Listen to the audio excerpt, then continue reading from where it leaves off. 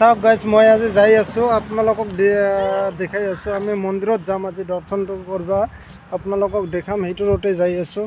তো ইয়াতে আমি অলপ ষ্টপেজ দিলোঁ, আমি অলপ ৰেষ্টৰ কাৰণে গাড়ীখনো বহুত এতিয়া প্ৰব্লেম হৈ আছে। তো ইয়াতে চাওক কি হয়।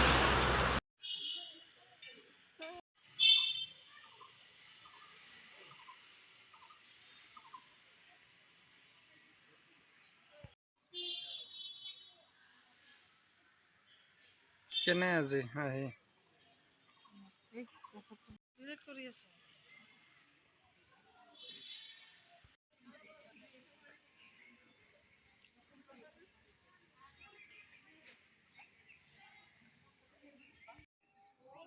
হোৱা নাই।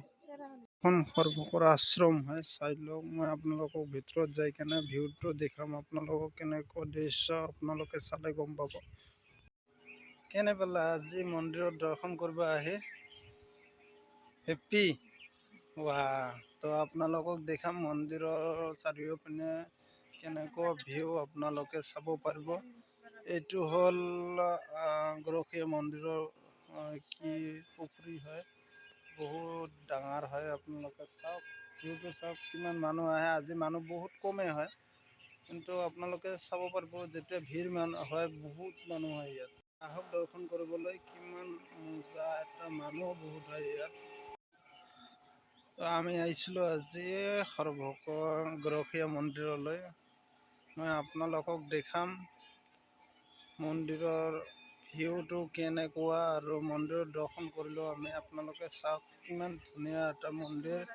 আপোনালোকে আহক দৰ্শন কৰিবলৈ।